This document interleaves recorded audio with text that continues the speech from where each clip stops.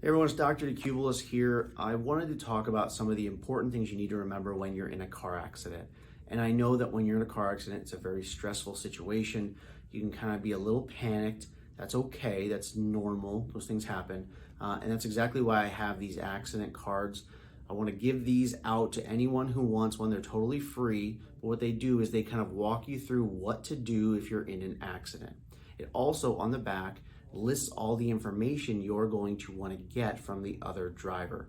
This way you just keep this in your car. It goes over everything you need to do.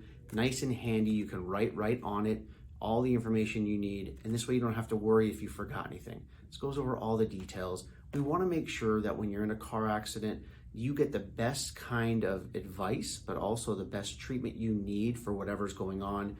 And that, whether that be remembering to call the police, talking to an ambulance, going to the ER, whatever it might be, this card has all the information you need.